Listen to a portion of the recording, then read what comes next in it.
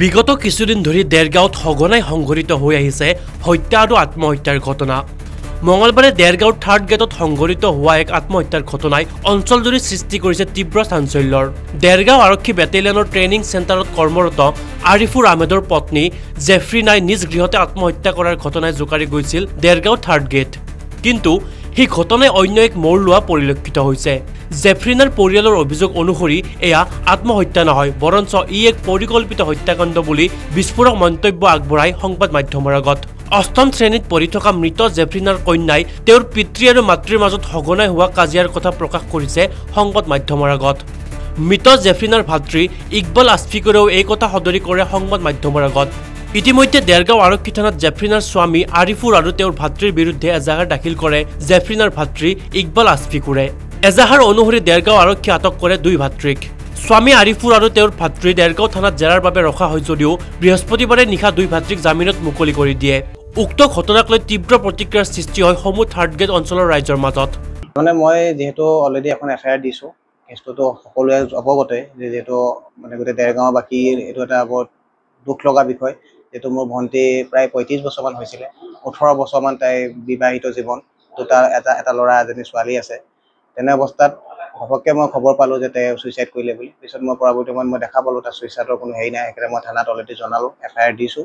দিয়াৰ পিছত পুলিচে উচিত তদন্ত কৰিছে, তেওঁ কৰায়ত্ব কৰিছে আৰু তেওঁলোকক যিকেইটা দোষীসকল তেওঁলোকক সোধ-পোছ কৰি আছে এতিয়াও বৰ্তমান সময়ত। আৰু মই পুলিচৰ ওপৰত খুব আশাবাদী যে তেওঁলোকে এটা উচিত ন্যায় দিব আমাৰ পৰিয়ালৰ সকলোৰ সৈতে। হয়, সেইটো মানে ময়ো প্ৰথম অৱস্থাত যেতিয়া দেখিছিলোঁ, মইতো মুখখন চাইছিলোঁ, মই গোটেই সৰ্বশৰীৰ চোৱা নাছিলোঁ। পিছত যেতিয়া পুলিচ আহি পেলাই চালে, তেতিয়া দেখা পাইছোঁ যে ভৰিখনো বান্ধা আছিলে। তেতিয়া ছোৱালীয়ে ওচৰৰ মানুহ এজনে সাক্ষাৎ দিছে যে তেওঁ মানে ভৰিখন ভাঙিছিলে বুলি। তেতিয়া সেইখিনি বাকী পুলিচে তদন্ত কৰিব। মই সেইখিনি পুলিচৰ ওপৰতে এইখিনি এইটোতো মানে যিমানে দেখিছে এখন ফেনত, এডাল বাঁহৰ ওপৰত এখন ফেনত যে 90 কেজি প্লাছ, ডক্টৰে কোৱা মতে প্ৰায় 1 কুইণ্টেলৰ ওচৰা ওচৰি ৱেইট থকা মানুহজনী, তেওঁ হয়তো সম্ভৱ নহয় এখন ফেনৰ ওপৰত তেনেকৈ ওলমিব পৰাটো, আৰু এডাল পাতলা ৰছী। আমি বিশেষকৈ নাজানো বেংকত তেওঁ কি পইচা আছে। তেওঁ ছোৱালী যিহেতু তেওঁ মোৰ হেৰিতে আছে, তেওঁ ক'লে যে মোৰ মা একাউণ্টত পইচা অলপ আছে, চ' মা একাউণ্টৰ পইচাখিনি আপোনালোকে মা একাউণ্টটো বেলেগে সৰলৰূপী কৰিব পাৰে, কাৰণ যিহেতু তেওঁৰ ATM আমাৰ হাতত একো নাই। তো আপুনি পাৰিলে মামা আপুনি একাউণ্টটো এবাৰ বন্ধ কৰি দিয়ক বেংকত গৈ। বেংকলৈ আমি যোৱাত বেংকত দেখা পালোঁ যে তেওঁৰ একাউণ্টত মাত্ৰ 200 টকা আছে। মানে 18 তাৰিখে তেওঁ 19 তাৰিখে হেৰি হৈছে, 18 তাৰিখে গোটেই পইচাখিনি তেওঁ তাৰপৰা ট্ৰেন্সফাৰ কৰি UPI কৰি উলিয়াই আৰু ট্ৰেন্সফাৰ কৰি পেলাই শেষ কৰি পেলাই 200 টকা থৈ দিছে। উচিত শাস্তি প্ৰদান কৰক, দোষীক উচিত শাস্তি প্ৰদান কৰক, কাৰণ কেলে আজি এনেকুৱা আৰু বহুত জেগাতে এইটো এনেকুৱা অপৰাধীক মানে উচিত শাস্তি পালে অপৰাধীটো সাম কাটিব, নহ'লেতো এনেকুৱা এটা উৎসাহ পাব যে যিটো অপৰাধী আজি অপৰাধ কৰিছে, দুটা ল'ৰা ছোৱালী থকা মানে ল'ৰা ছোৱালীক এৰি পেলাই মাক বাপেকক এনেকৈ যিটো হত্যাকাণ্ড কৰিছে, মই ভাবিছোঁ হত্যা বুলিয়ে ভাবিছোঁ। পুলিচে তাৰ উচিত হেৰি কৰিব, জনাব আমাক। পোষ্টমৰ্টম ৰিপৰ্টো আমাৰ ওচৰত বৰ্তমান হাতত নাই, আহিলে আমি গোটেই পৰৱৰ্তী সময়ত গোটেইখিনি বস্তু গম পাম। তেতিয়া মানে উচিত শাস্তি প্ৰদান কৰক। আৰু অনুমান মানে এতিয়া বিশেষকৈ আমিতো বিশেষ একো নাজানো, কাৰণ ছোৱালীজনী বিয়া হৈ গৈছে, পিছৰ মানে অলৰেডি তেওঁ মোৰ ভাগিন মানে মোৰ ভণ্টি ছোৱালী, তেখেতে অলপ কোৱা মতে পাপাই বহুত ৰাতি দেৰিলৈকে মোবাইলত কথা পাতি থাকে, মেছেজ চব মোবাইলত ডিলিট কৰি দিয়ে, পাছৱৰ্ড দিয়ে, আৰু আমাৰো মোবাইলটো মানে কেপচাৰ কৰি ৰাখে। এনেকুৱা মানে কিছু ক্ষেত্ৰত পাইছোঁ। আৰু আজি অলপ দিনৰ আগত যিটো মই 1.5 মাহমান আগত যিটো কথা কৈছোঁ, তাতো এনেকৈ ছোৱালী এজনী গাড়ীত থকা ফটো পাইছোঁ। সেইখিনিয়ে গম পাওঁ, বাকী এতিয়া পুলিচে এইখিনি উচিত তদন্ত কৰিব বুলি মই আজি গম পোৱা মতে, এই ভাগিনে কোৱা মতে যে তেখেতক বহুত অত্যাচাৰ কৰে, মাৰধৰ কৰে, বুট জোতা পিন্ধি বুৰ মাৰিছে বুলি কৈছে, দা লৈ খেদিছে বুলি কৈছে, ঠাণ্ডা কালি বাহিৰত উলিয়াই থৈছে বুলি কৈছে। এইখিনি কথা তাই আজি কৈছে, কাৰণ আগতে মই কৈছোঁ তুমিতো আগতে মোক কথাখিনি জনাব লাগিছিলে, বোলে মায়ে ক'ব নিদিয়ে। তাৰমানে মোৰ ভণ্টি নিজেই বিয়া হোৱাৰ কাৰণে এইখিনি কথা মানে ভণ্টিয়ে ক'বলৈ মানে আমাক বেয়া পাইছে, যাৰ কাৰণে তেওঁ মানে নক'লে। এতিয়া মৃত্যুৰ পিছত কথাখিনি আমি গম পাইছোঁ। এই যিটো ঘটনা গ'ল বৰ মৰ্মান্তিক ঘটনা গৈছে, যিটো ছুইচাইড বুলি ওলাইছে, আমাৰ ডাউট আছে যিহেতু ছুইচাইড নে মানে মাৰ্ডাৰ। গতিকে আমি অনুসন্ধানটো কৰিবৰ কাৰণে অলৰেডি দিয়া হৈছে, ফৰেনচিক লেবৰেটৰীটো মানে এইটো বস্তু পঠোৱা হৈছে, আৰু গোলাঘাটলৈ প্ৰথম পঠালে পষ্টমৰ্টমৰ কাৰণে, তাত নকৰি আকৌ গোলাঘাটলৈ ৰেফাৰ কৰিলে। গতিকে এনেকুৱাবিলাক চাই পেলাই দেখিছোঁ যে এইটো আত্মহত্যা নহয়, এইটো মাৰ্ডাৰ। ছোৱালীজনী খুব ভাল আছিলে। ছোৱালীজনীতো মোৰ নিজৰ ভতিজাই নহয়, মোৰ এডোখৰ গাৰ মঙহ।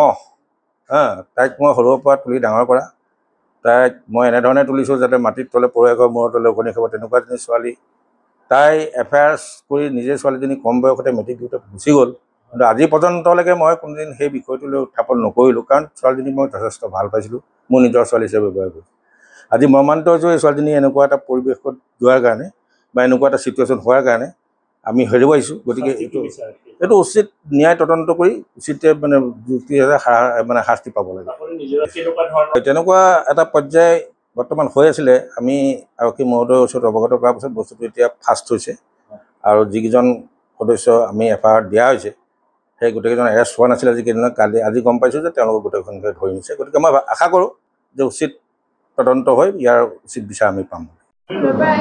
দেখিছোঁ মায়ে বিচনাত আছে, মোক আনোতে হাফ ছুটি লৈ আহিছিল 2টা বাজিবলৈ আৰু 15-20 মিনিট আছে। লাষ্ট ক্লাছ কৰিছিলোঁ, সেইটো সময়ত বৰবা গ'ল মোক আৰু ভাইটিক লৈ আহিছিলে, মোক কোৱা নাছিলে সেইটো সময়ত। মই আহি ডাইৰেক্ট মাক সেই বিচনাতে পৰি থকা দেখিছিলোঁ। ধেৰ মানুহ গোট খাই আছিলে, লগতে আগাও আছিলে, মই গম পোৱা নাছিলোঁ। তুমি স্কুলত আছিলা? মই স্কুলত আছিলোঁ, মোৰ ভাইটিও স্কুলত আছিলে। কাজিয়া পেচাল বহুতবাৰ হৈছে আগতে, আৰু হাপাই মাৰেও মাৰেও।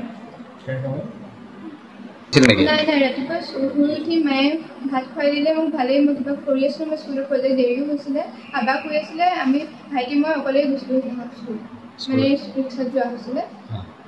ঠিকে আছিলে ৰাতিপুৱা চব। স্কুলত খবৰ দিলে তেতিয়া আহিলা তোমালোক ন? মানে খবৰ মানে ডাইৰেক্ট লিভ লৈ আনিছে, পোৱা নাছিলে স্কুলত। আচ্ছা। দেৰগাঁৱৰ পৰা Hemanta Bora, news desk report.